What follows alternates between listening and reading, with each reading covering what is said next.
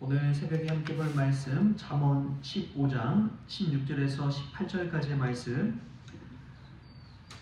우리 한 목소리로 읽겠습니다. 가산이 적어도 여호와를 경외하는 것이 크게 부하고 번뇌하는 것보다 나으니라. 채소를 먹으며 서로 사랑하는 것이 살찐 소를 먹으며 서로 미워하는 것보다 나으니라. 분을 쉽게 내는 자는 다툼을 일으켜도 노하기를 더디하는 자는 시비를 그치게 하느니라. 아멘. 할렐루야. 오늘 이 새벽에 하나님께서 우리에게 말씀을 통해 귀한 은혜 주실 줄 믿습니다. 오늘 16절 말씀 보면은 가산이 적어도 여호와를 경외하는 것이 크게 부하고 번뇌하는 것보다 나으니라 라는 말씀이 나옵니다. 늘 우리가 삶을 살아가면서 생각해야 될 가치가 두 가지가 있습니다. 그거는 소유와 존재에 관한 가치입니다. 내가 소유를 추구하며 살아가고 있는지, 어떤 물질의 성공, 어떤 것을 얻기 위해서 살아가고 있는지를 한번 생각해 보시고, 존재 자체로 인해서 만족하고 기뻐하고 감사하는 인생을 살아가고 있는지를 늘 생각해 보십시오. 이 소유를 가지고 살아가는 사람은 늘 마음속에 번뇌와 염려와 두려움과 걱정이 가득합니다. 존재 자체로 감사하는 사람은 오히려 그런 걱정 염려보다도 기쁨과 감사가 넘쳐나는 것이죠. 오늘 이 말씀을 통해 우리가 깨닫는 것은 가산이 적더라도 하나님을 경외함으로써 참된 지혜의 삶, 축복의 삶을 살 수가 있다는 것입니다. 아무리 많이 가지고 있는 사람이라고 하더라도 많으면 행복할 것 같은데 그렇지 않아요. 오히려 더 걱정, 근심, 염려가 많습니다. 지켜야 할 것이 더 많기 때문에 그런 것이죠. 한 번은 어떤 한 노인이 죽음에 이르렀다는 신고를 받고 경찰이 출동을 했습니다. 현장에 갔더니 좀 잘 사는 집이에요. 가구도 그렇고 고급스럽고 또 사는 집도 그렇고 좀 부유한 집이었습니다. 근데 노인 한 분이 홀로 쓰러져 죽어 있는 것이죠. 그래서 이 이유가 무엇일까? 주변에 이웃 탐방도 하고 현장 탐사도 하고 했지만 찾지 못했습니다. 그러자 이제 이렇게 부유하고 했는데 왜 이렇게 죽음을 맞이했을까? 또 잃어버린 것도 없고 강도가 된 흔적도 없었습니다. 그러다 서랍 속에 있는 수첩 하나를 발견했는데 그 수첩에서 답을 얻게 되었습니다. 뭐라고 적혀 있느냐? 너무나 외롭다. 오늘도 아무도 찾아오는 이가 없었다. 나는 혼자다. 그러니까 그 노인이 죽음을 택한 것은 아무리 많은 것 가지고 있다고 할지라도 너무나 외롭기 때문에 죽음을 맞이해 버린 것이죠. 일명 고독사였습니다. 여러분, 우리 인생도 저는 마찬가지라고 믿습니다. 아무리 많은 것 가지고 있다고 하더라도, 우리가 풍족한 삶을 누리고 있다 하더라도 하나님을 경외하지 못하는 삶은 그러한 쓸쓸한 죽음을 맞이할 수밖에 없는 것이죠. 그러나 하나님을 경외하는 이들을 보십시오. 교회에서 믿음으로 신앙생활하는 이들을 보십시오. 늘 함께 어울리고 이야기 나누고 웃음꽃 피우고 슬픈 일, 어려운 일 있으면 함께 모여서 기도하고, 여러분, 그것이 축복인 줄 믿습니다.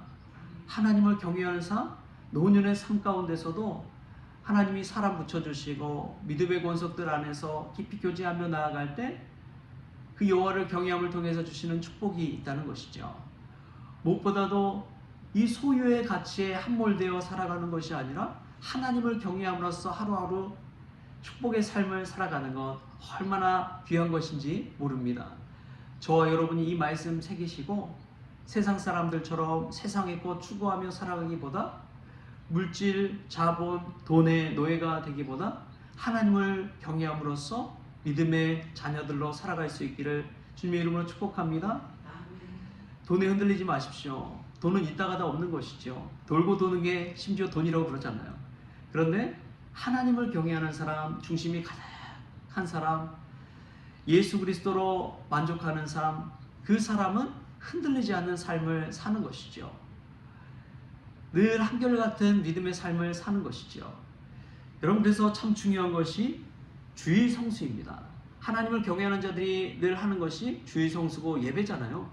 예배 삶은 일주일에 한번 딱 그 주일에 말씀과 기도와 찬송과 예배의 삶을 통해서 우리를 지켜줍니다. 고무줄처럼 늘어났다 이랬다 저랬다 하는 신앙생활 할지라도 주일만 딱 오면은 교회에 나와서 하나님을 예배하고 말씀 듣고 다시금 내가 이렇게 살면 되지 안 되지 하면서 하나님께 돌아오는 삶. 그래서 한결같은 믿음의 삶을 견지해 갈 수 있다면 그 노년의 삶이 얼마나 복된 삶입니까? 우리가 한결같이 살아간다는 것이 얼마나 큰 은혜인지 몰라요. 얼마나 좌충우돌하는 사람들이 많아요. 우여곡절의 삶이 얼마나 많습니까? 그럼에도 불구하고 하나님 안에서 늘 한결같이 신실하게 살아가는 것이 우리 하나님을 경외하는 삶 자에게 주시는 주님의 축복인 줄 믿습니다. 가산이 적고 많음에 우리의 마음이 왔다 갔다 하는 것이 아니라 하나님을 경외함으로 말미암아 더 복된 삶, 더 행복한 삶을 살아갈 수 있기를 축복합니다. 또 17절 말씀에 이런 말씀이 나옵니다. 17절 같이 한번 읽어볼까요? 시작. 채소를 먹으며 서로 사랑하는 것이 살찐 소를 먹으며 서로 미워하는 것보다 나으니라. 아멘. 올해는 가정의 달이지요.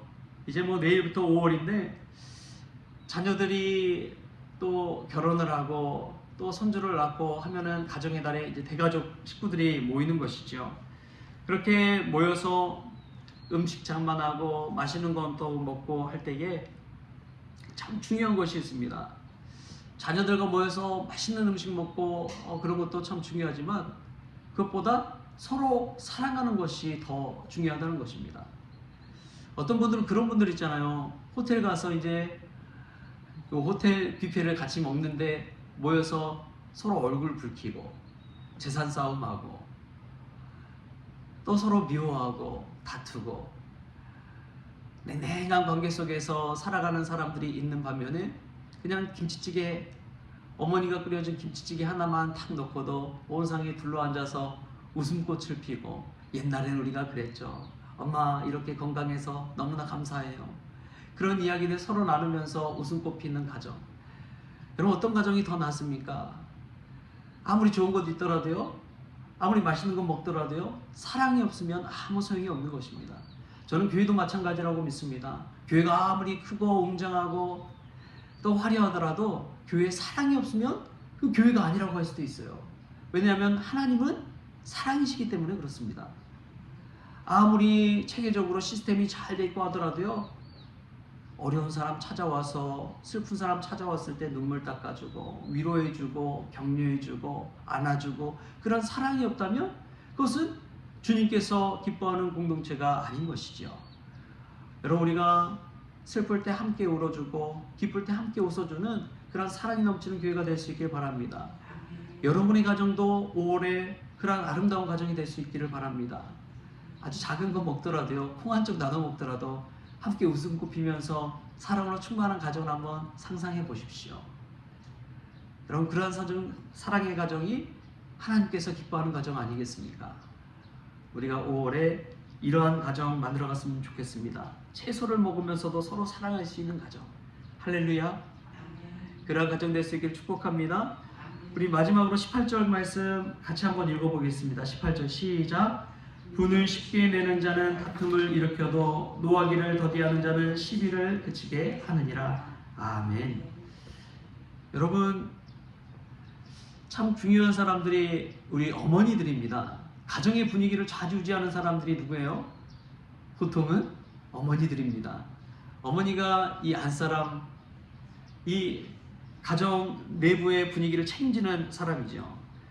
그런데 나이가 들면서 우리가 서운해지는 것도 많아지고, 또 내 뜻대로 안 되는 자녀들의 모습을 보면서 이 분노가 치밀 때도 있습니다.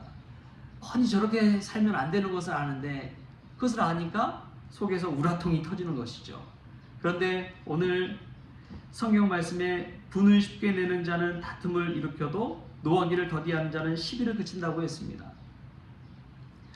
참을 인자 셋이면 이 살인도 멸한다는 말이 있잖아요. 한 믿음의 어머니가 마음에 들지 않는 시어머니, 며느리가 있었습니다. 그런데 이 며느리가 명절 때 찾아와서 살림 도와준다고, 음식 장만 도와준다고 하다가 이 시어머니가 아끼던 그 그릇을 깨트려 버렸어요. 예전 같으면 호통을 쳤겠지만 하나님께서 인내하는 자에게 복을 주신다고 하는 그 말씀을 생각했습니다. 그래서 마음속에 이 질문을 3번 되뇌었대요. 예수님이라면 어떻게 하셨을까?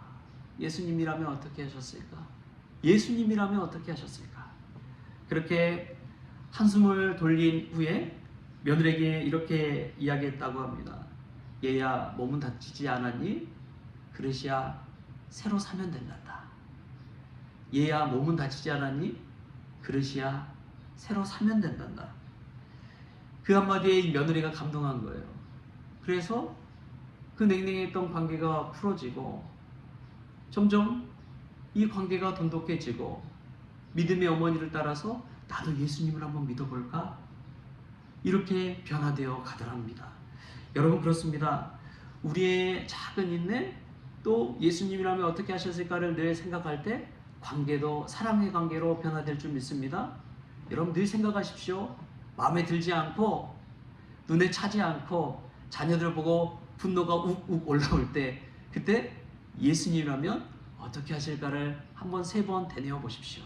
그리고 분노로 인해서 관계를 깨뜨려 버리는 것이 아니라 사랑으로 관계를 돈독하게 세워가고 또 예수님의 방향으로 나아가는 그러한 저와 여러분 될 수 있기를 주신 예수님의 이름으로 축원합니다.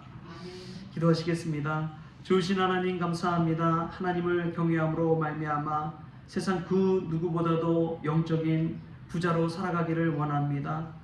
소박한 삶 가운데 김치찌개 하나에도 사랑으로 둘러서는 그러한 가정과 교회 공동체가 되기를 원합니다. 노하기를 더디함으로 화평케 하고 관계를 세워가는 그 축복을 누리기를 원합니다. 오늘도 예수님이라면 어떻게 하셨을까를 되뇌이며 내 앞에 놓인 그 사람에게 칭찬의 말, 사랑의 말, 축복의 말을 행할 수 있도록 저들의 입술을 주장하여 주옵소서. 오늘 하루를 주심에 감사하며 예수님의 이름으로 기도하옵나이다. 아멘. 우리 주님이 가르치는 기도로 오늘 새벽 기도를 마치겠습니다. 하늘에 계신 우리 아버지여, 이름이 거룩히 여김을 받으시오며 나라가 임하시오며 뜻이 하늘에서 이루어진 것 같이 땅에서도 이루어지이다. 오늘 우리에게 일용할 양식을 주시옵고 우리가 우리에게 죄진 자를 사하여 준 것 같이 우리 죄를 사하여 주시옵고 우리를 시험에 들게 하지 마시옵고 다만 악에서 구하시옵소서. 나라와 권세와 영광이 아버지께 영원히 있사옵나이다. 아멘.